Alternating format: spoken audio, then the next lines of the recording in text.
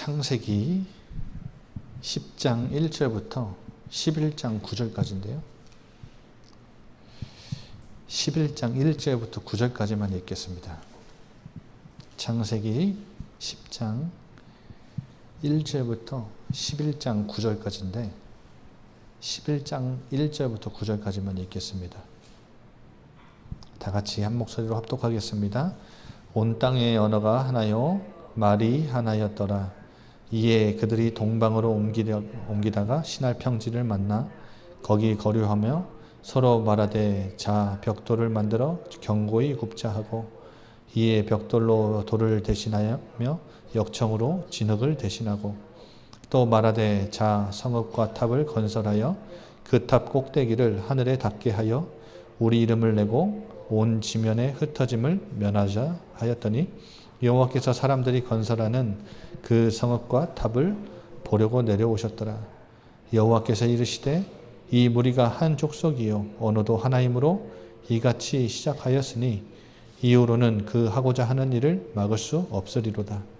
자 우리가 내려가서 거기서 그들의 언어를 혼잡하게 하여 그들이 서로 알아듣지 못하게 하자 하시고 여호와께서 거기서 그들을 온 지면에 흩으셨으므로 그들이 그 도시를 건설하기를 그쳤더라.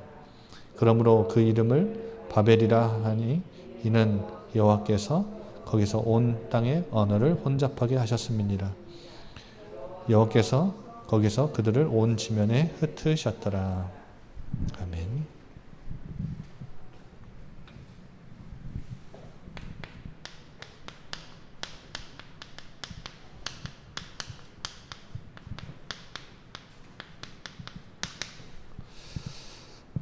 바벨탑 사건이 오늘 나오죠. 먼저 10장을 한번 잠깐 살펴봅시다. 10장 1절에는 제가 창세기 개론을 예전에 수요 예배 시작할 때 설명을 한번 드렸는데 족보, 계보 이 단어가 새로운 이야기의 전환점이라고 그랬죠. 10장 1절에 보면 노아의 아들 셈과 함과 야벳의 족보는 이러하니라. 그래서 10장은 이 세 아들의 그 족보를 이야기하죠. 그러니까 새로운 톨레도트가 시작되는 겁니다. 새로운 이야기의 전환점. 근데 번성하는데 하나님이 노아와 그의 가족들을 살리시고 번성의 복을 아담에게 주셨던 명령을 주시면서 번성의 축복을 주시죠. 그러니까 이 모든 인류는, 모든 족속은 아담의 후손이지만 누구의 후손이기도 해요? 노아의 후손이기도 해요. 자, 오늘 보세요. 오늘 누가 먼저 나오냐면 야벳이 먼저 나오죠. 함이 나오고 셈이 나옵니다. 근데 이 야벳의 후손들은 15명이 기록되어 있고요. 이보다 훨씬 많았겠죠. 그런데 이 숫자를 보면 14명입니다. 14명.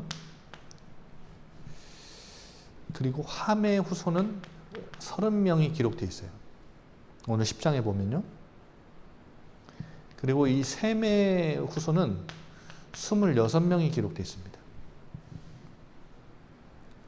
그러니까 다 더해보세요. 총 몇 명이에요?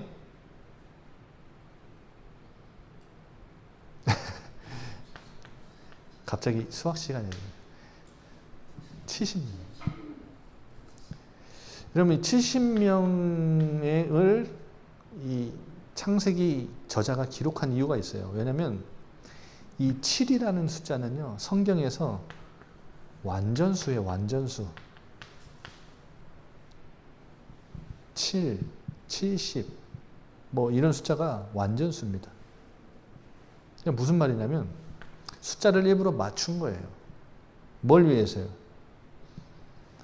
하나님의 번성의 약속은 이렇게 완전하게 성취됐다. 이게 뭘 의미하는 거냐면 하나님의 신실하심을 드러내는 거예요. 생육하고 번성해라. 땅에 충만해라. 새롭게 시작된 인류에서 모든 족속과 모든 민족의 기원이 하나님의 약속, 신실하신 그 약속의 성취 가운데 이렇게 이루어진 것이다. 그래서 이 땅의 모든 민족과 족속은요, 뭐의 산물이에요? 뭐의 결과예요? 신실하신 하나님의 약속의 결과예요.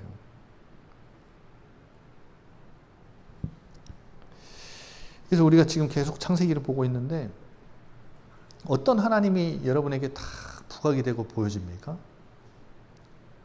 인간은 계속해서 반역하고 죄를 범하고 하나님을 떠나고 하나님의 이름을 부르지도 않고 하나님 찾지도 않고 이제 하나님께 영광 돌리지도 않고 계속해서 그 안에 있는 죄성이 너무나 악하니까 이 죄가 계속 만연하잖아요. 하나님을 떠나요. 어쩔 수 없는 인간은 죄인이에요. 그런데 이 인간이 지금 이 땅에서 계속해서 유지되고 살아갈 수 있는, 숨쉬며 살아갈 수 있는 근거가 뭐냐면 하나님, 긍휼의 하나님. 우리 인간을 불쌍히 여기시고 인간을 구원하시겠다라는 그 약속을 신실하게 지키시는 그 하나님 덕분인 거예요.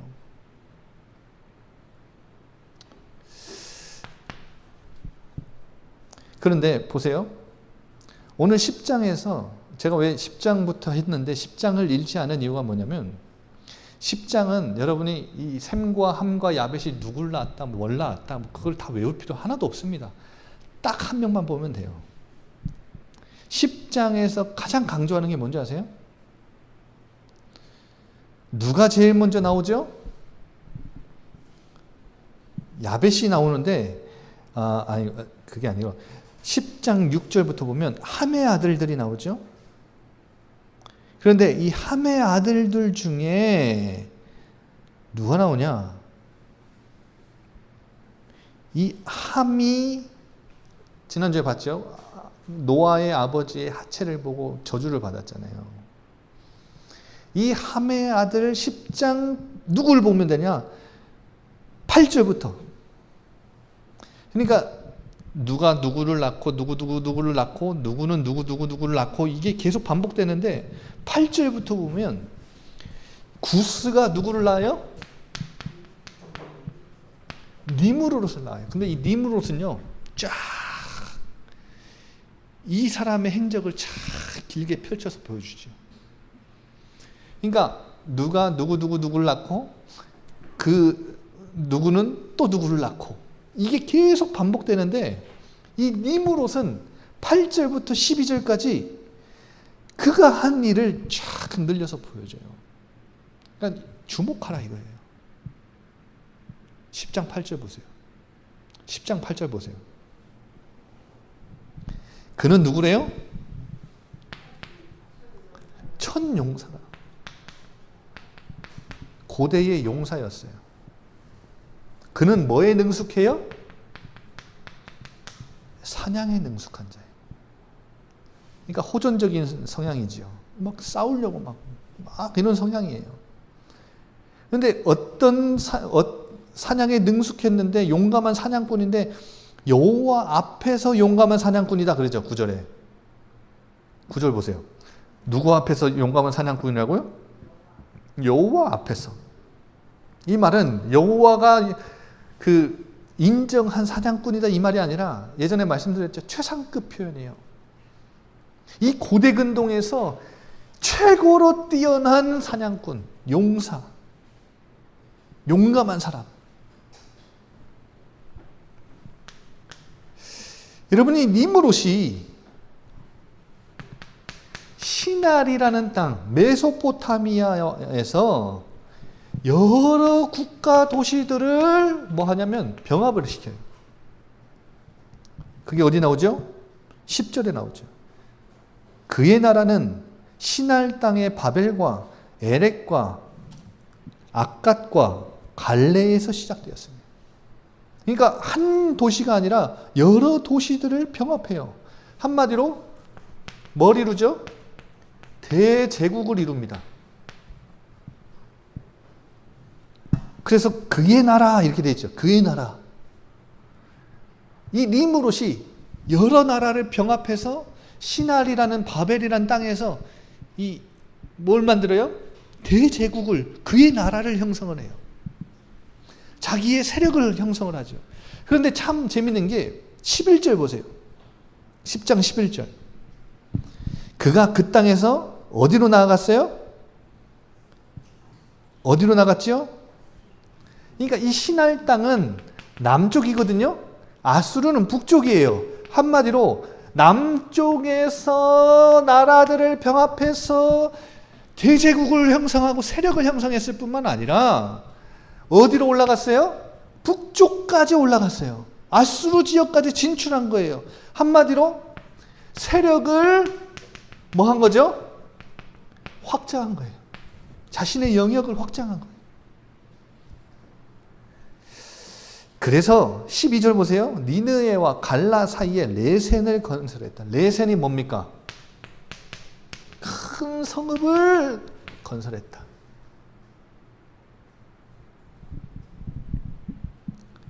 근데 왜 이거를 창세기 저자가 쭉 니무롯이라는 함의 아들 중에 니무롯이라고 하는 자를 쫙 늘려서 우리에게 조명을 해 주실까요?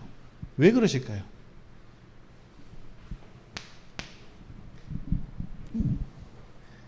니무롯은 니무롯 시대로 끝나지 않고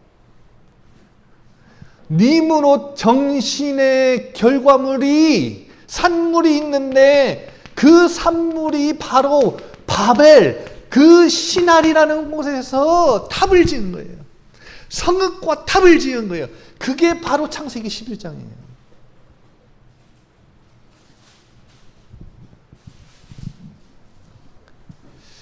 이 바벨탑, 창세기 11장의 바벨탑은 한마디로 교만한 인간들의 연합체입니다.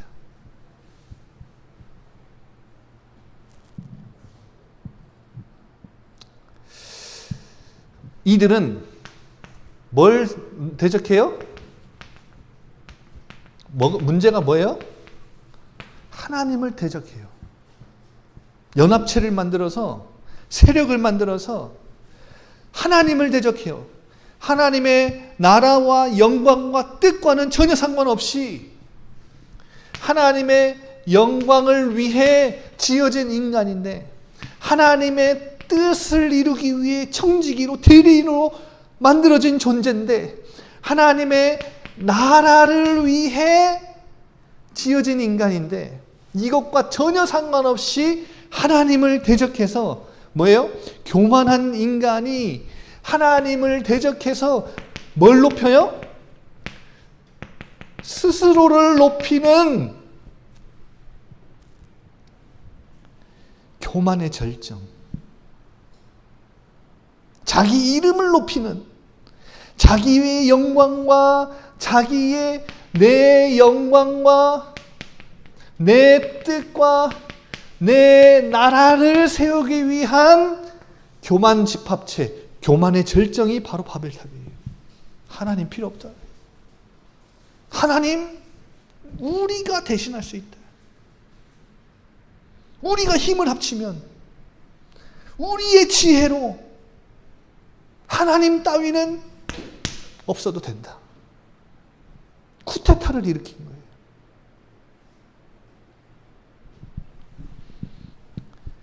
그런데 문제는 뭐예요? 지금도 니무롯의 정신이 바벨탑을 쌓았던 것처럼 바벨탑 정신은 지금도 계속되고 있다. 이게 중요한 포인트예요. 바벨탑은 건물이나 탑이 아니에요. 바벨탑의 정신은 지금도 계속되고 있다는 사실 잊지 마세요.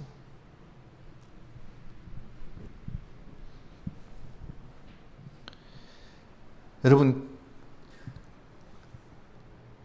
모더니즘은 계몽주의로 시작했습니다.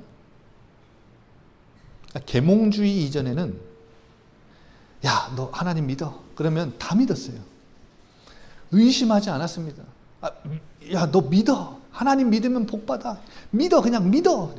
알겠습니다. 아멘 하고 믿었는데, 계몽주의 시대 때는 사람들이 이성이 발달하니까 뭐예요? 질문을 하기 시작해요. 여러분 참고하십시오. 신천지의 대학생들이 저렇게 질비한 이유가 뭔지 아세요? 사람이 가장 이성이 발달할 때가 언제냐면 대학생 때예요. 어릴 때, 중고등학생 때, 초등학생 때, 저 하민이만한 나이 때, 저 빵 먹고 있는데, 하민이만한 나이 때 엄마 아빠 따라서 그냥 쫄랭쫄랭 그냥 교회 다녀요. 아무 의심 없어요. 선생님이 해주는 말 뭐 다 좋다고 다 들어요. 저 빵 먹듯이 다 먹어요. 그냥 다 흡수합니다. 그런데 대학 딱 들어가잖아요. 그때부터요, 막 굉장한 지식들을 교수님 통해서 막 연구하고 공부하고 하잖아요. 이성이 엄청 발달해요. 근데요, 그때 신천지가 애들 찾아가서 누굴 건드리냐? 크리스찬들 건드립니다. 뭘 건드리냐면 확신이 없잖아요. 진짜 믿음 없거든요. 그러면 다 건드립니다. 건드려서 뭘 깨우쳐주냐면 이성을 건드려요. 그러니까 이성을 건드니까, 예를 들면 신천지가 야, 너 창세기 3장에 하와가 누구한테 속았지? 뱀한테 속았지. 너 말하는 뱀 봤어? 그러니까 애들 생각해보면 그래, 말하는 뱀 없지. 근데 너 왜 그거 왜 믿었어? 그러니까 어릴 때부터 그냥 가르쳐 주니까 믿은 거지. 아무 의심 없이 그냥 가르쳐 주니까 믿은 거예요.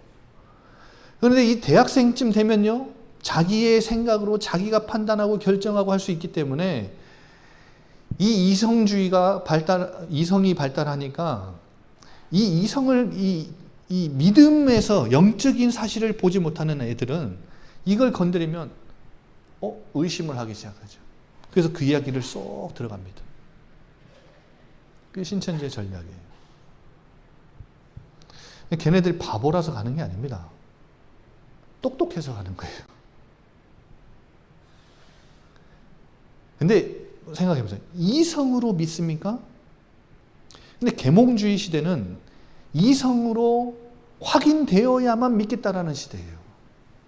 이전에는 그냥 맹목적으로 믿으라니까 믿었는데, 계몽주의 시대에 이성이 발달하니까 이성적으로 내가 검증이 돼야 하나님도 믿겠다라는 거예요. 그 시대가 계몽주의입니다.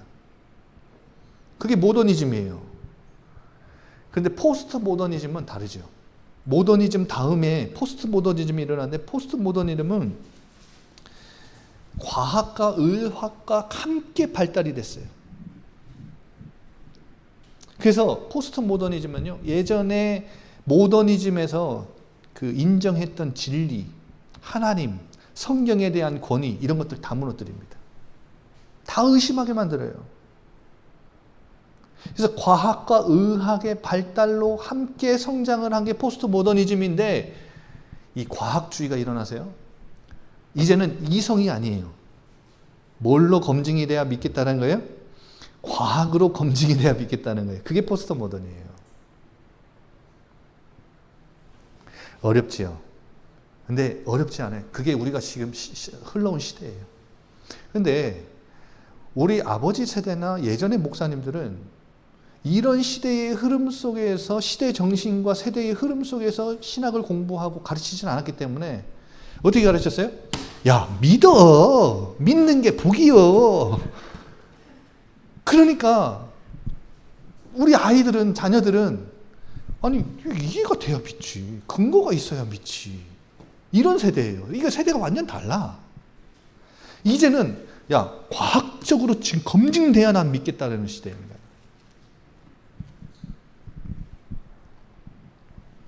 근데 제가 뭘 말씀드리고 싶은 거냐면, 여러분 참고하세요. 1차 산업혁명은 뭘로 일어났죠? 증기로 일어났죠. 석탄과 물로 움직이는 기차를 만들었죠. 그리고 이 증기를 시작으로 1차 산업혁명은 기계화를 했습니다. 기계화가 발전이 됐죠. 2차 산업혁명은 뭐가 발전이 됐죠? 뭐가 발견되죠? 전기. 그래서 전기 에너지를 기반으로 대량 생산을 하는데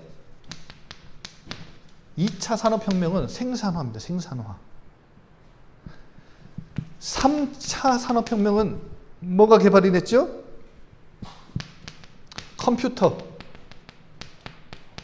컴퓨터가 개발이 돼서 인터넷을 기반으로 지식 정보가 굉장히 빠르게 오갔죠. 그래서 3차 산업혁명은 정보화라고 합니다. 정보화 시대. 근데 지금은 어떤 시대죠? 4차 산업혁명이에요. 4차 산업혁명은 한마디로 인공지능 시대입니다. AI, 빅데이터, 초연결. 그래서 여러분 인공지능이 지금 얼마나 발전했냐면요. 예를 들면 오늘 수요예배 마치고 제가 차를 딱 타고 집에 딱 출발하려고 딱 하면 내가 오늘 뭘 먹고 싶은지 그리고 집안에 내가 어떤 컨디션, 어떤 온도, 어떤 환경들을 제일 좋아하는지 그걸 싹 다 연결돼 가지고요. 다 만들어 놓는 그 시대. 상상도 안 가지요. 내가 뭐 먹고 싶다 그러면 배달 딱 와가지고 딱 세팅 딱 돼가지고 내가 도착하는 그 시간에 딱 가서 따뜻하게 딱 먹을 수 있는 그 세팅. 제가 화장실에서 변을 보고 용변을 보면 내 건강 데이터 수치를 딱 거울에 쫙 해주는 초연결. 여러분 지금 상상도 이제는 자동차 아니에요. 자동차. 요즘에는 그런 개발하잖아요. 지금도 개발하고 있어요. 상용화를 위해서. 하늘을 나는 택시 뭐 이런 거 자동차.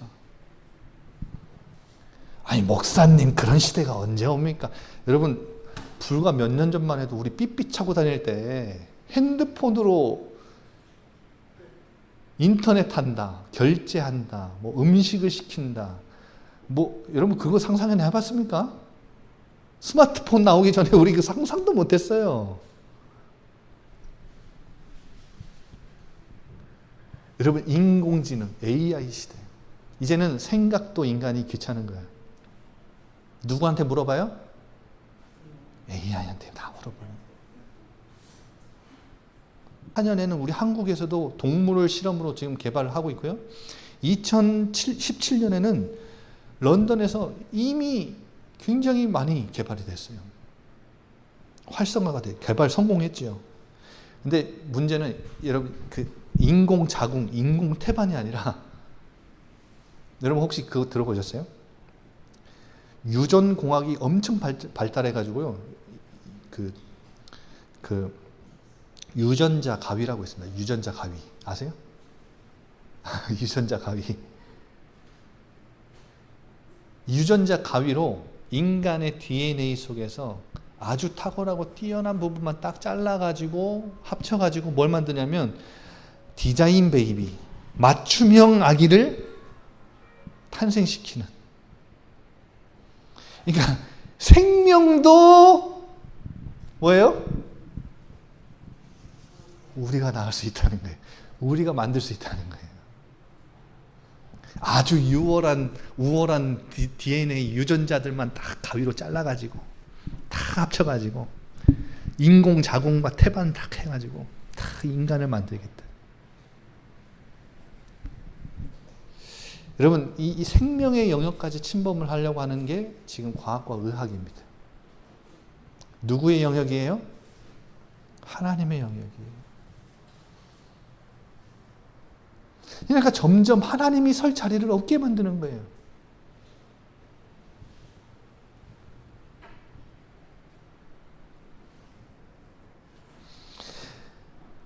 다행인 게 여러분 이제 AI 시대가 오면 직업들도 많이 바뀌죠. 여러분 우리 제주도에 아주 쉬운 말로 전기차 보급률이 50%를 넘어갔대요. 그래서 제주도에 카센터들이 거의 다 망했답니다.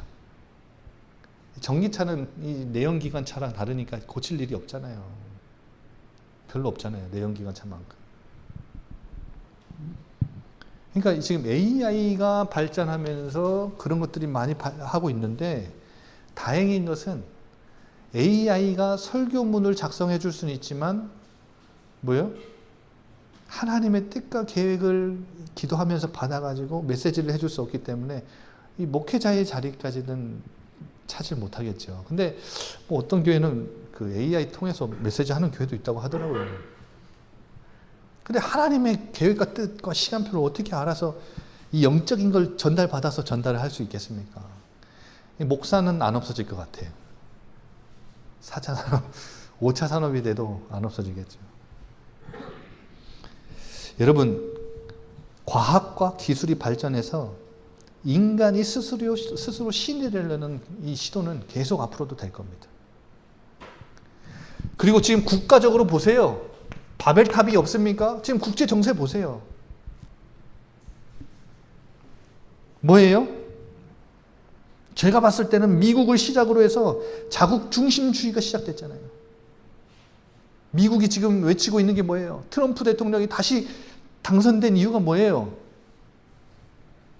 마가 프로젝트, Make America Great Again. 우리나라 다시 세우자. 우리가 왜 전 나라에 온 그 다른 나라들의 경찰 역할을 우리가 왜 해야 되냐?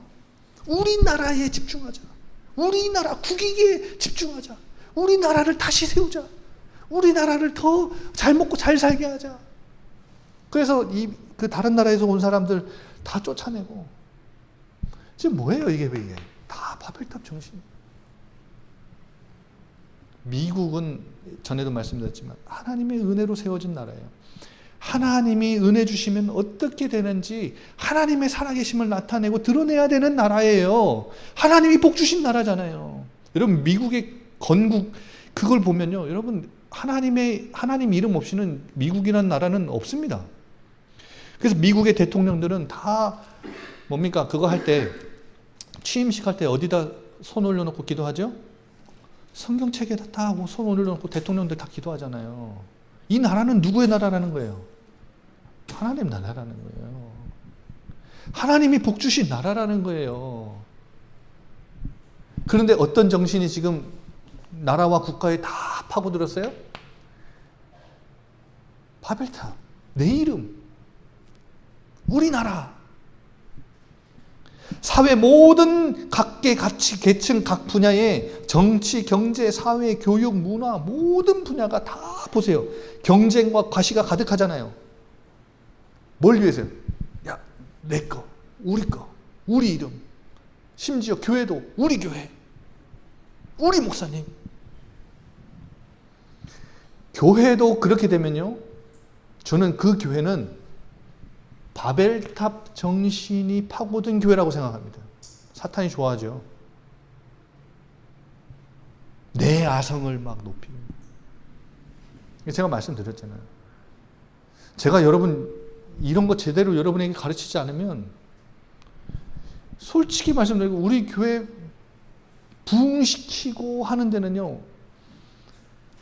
우리 교회의 아성 막 높이고 막 여러분에게 이 교회다운 교회의 자부심 막 심어주면서 어딜 가도 난 교회다운 교회 성도야 막 떵떵거리면서 할 수 있게 하면요. 제가 막 강연이 있고 어디 뭐 할 때마다 막 가가지고 막 엄청 유명해지고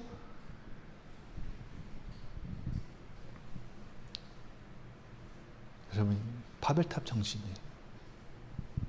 제가 그래서 계속 가르쳐야 되는 거예요. 제가 유명해지지도 않겠지만 그렇게 과시하고 다닐 분들도 아무도 안 계시겠지만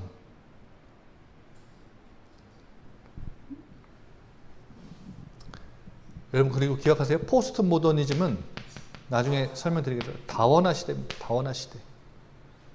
다원화는 뭐냐면 진리의 원천이 여러 개라는 거예요.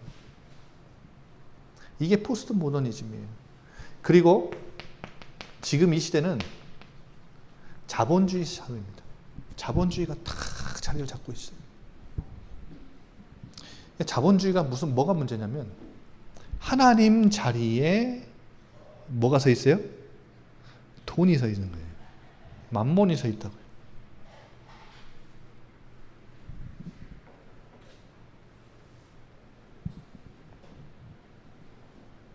뉴에이지는 뭐예요?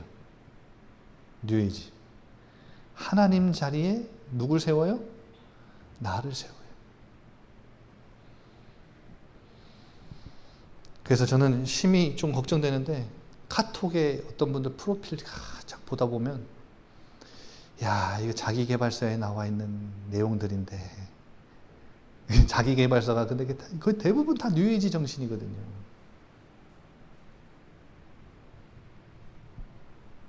나를 사랑해줘. 이런 메시지들 다 뉴에이지 메시지입니다. 여러분 돌아보세요. 나는, 우리 가정은, 우리 자녀는 뭘 위해 존재하지? 뭐 때문에 살아가지? 내가 오늘 공부를 하고 있다면 뭘 위해서 공부하지? 내가 오늘도 직장을 갔다 오는데 뭘 위해서 내가 숨 쉬고 직장을 갔다 오지? 내 존재의 이유, 사는 이유, 목적이 뭐지? 이스라엘이 실패한 이유는 딱 한 가지입니다, 여러분. 창조의 목적, 존재의 목적, 하나님이 이들을 지으신 목적을 놓쳐서 그래요. 아시겠죠? 지금 화난 거 아닙니다, 지금? 여러분, 이스라엘 민족이 망한 이유가 뭐냐면 하나님이 지으신 목적, 창조의 목적 다 놓쳐서 그래요. 여러분, 우리를 지으신 하나님의 창조의 목적, 존재의 목적이 내 영광, 내 뜻, 내 나라에 있습니까? 내 이름 높이는 것에 있습니까? 아니죠. 여러분, 그래서 분명히 해야 돼요. 내 인생의 목적은 딱 여기에다 둔다. 내 인생, 남은 인생의 존재의 목적과 내가 사는 이유는 다 여기다 둔다. 여러분, 그게 딱 하나님하고 딱 맞는 거라니까요. 내 영광 말고 하나님 영광. 아멘이 나와야 됩니다, 이럴 때는. 내 영광 말고 하나님 영광. 내 뜻 말고 하나님의 뜻. 내 나라, 내 아성 말고 하나님의 나라. 근데 이걸 위해 우리가 연합하는 거예요. 그게 바로 뭐예요? 교회입니다, 교회. 그러니까 하나님 보실 때 이 땅의 연합은 딱 두 개예요. 바벨탑을 쌓는 교만의 연합이냐, 아니면 하나님 나라와 영광과 뜻을 위한 성도들의 연합이냐. 두 가지입니다. 근데 마지막 결론으로 여러분 하나님의 반응을 보세요. 5절 보세요. 11장 5절. 여호와께서 사람들이 건설하는 성과 그 성읍과 탑을 보려고 어떻게 하셨대요? 어떻게 하셨대요?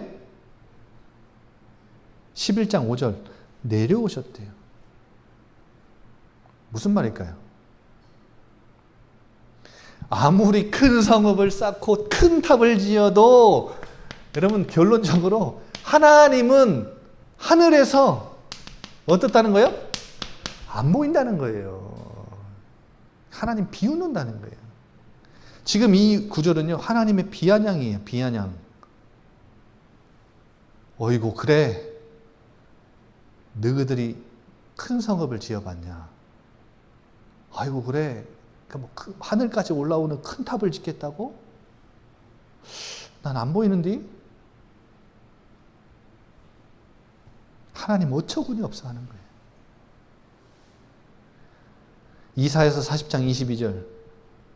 인간이란 존재는 하늘에서 볼 때 메뚜기 떼에 불과합니다. 시편 2편 1절에서 4절. 소동과 난리와 법석을 떨고 작전 짜고 음모 꾸며도 하나님을 대적할 수 없어요. 왜냐? 하늘에 앉으신 이가 비웃으십니다. 땅 위의 모든 나라와 권세를 통치하신 하나님이 하늘 보좌에 앉으셔서 비웃으신대요. 그래서 하나님이 이렇게 하시죠. 6절 보세요. 11장 6절. 그래. 무리가 한 족속이요 언어도 하나니까 이 같은 일을 시작했지. 7절에 자 우리가 내려가서 그들의 언어를 혼잡하게 하자. 아니 보세요. 하나님 입장에서 바벨탑 무너뜨리는데 큰 힘 들일 필요도 없어요. 막 성을 막 뒤흔들거나 막 지진을 이렇게 무너뜨리거나 그럴 필요도 없어요. 일상에서 아무런 불편함 없이 당연하게 여기던 것들 언어 하나 툭 건드리니까요. 뭐예요? 모든 게 멈추고 무너지잖아요. 여러분 아까 말씀드렸죠. 계몽주의, 모더니즘, 과학주의, 포스트 모더니즘. 근데 포스트 모더니즘의 가장 큰 경종을 울렸던 사건이 하나 있는데 그 사건이 뭐예요? 하나님이 큰 힘 들이지 않고 과학주의, 너희들이 답이라고 하나님이 위에서 비웃으신 사건이 하나가 있었는데 뭐예요? 그게 코로나 사건입니다. 전 세계의 과학과 의술을 다 비웃잖아요, 하나님이. 야, 니네 호흡기 하나 이걸로 전달되는 그 감기 바이러스 하나도 못 견뎌내는. 야, 여러분 우리 아무리 힘세고 아무리 잘못 구해도 독감 하나 걸리면요 꼼짝도 못해요. 우리 인간이라는 존재는 그런 존재예요. 야, 너희들이 나를 대적한다고? 너희들이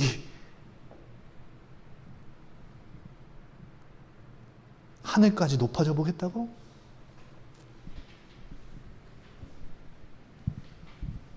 코로나 바이러스 하나도 못 막는 것들이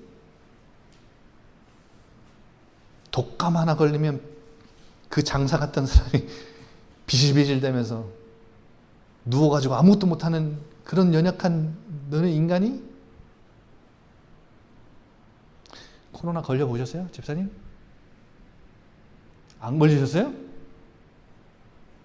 한 번도 안 걸리신 분? 대단들 하십니다. 저 걸려봤는데요. 와, 진짜 아프더라고요. 야, 이거 감기랑 또 다르더라고요. 집사님은 어때요? 진짜 이상하죠. 이거 아프고 뭐 이상하고 막. 와, 그 이후로 저는 한 2달인가를요. 뭘 먹어도 맛이 안 나요. 이게 후유증이 엄청나요. 그리고 여러분 그 대상포진 걸려봤습니까? 와, 대상포진 걸리면요. 걸려봤죠, 저는. 와, 야, 죽을 것 같죠. 야, 이거 진짜요, 막. 야, 아무것도 아닌 바이러스 하나 들어왔는데요. 막 인간이 막 아무것도 못해요.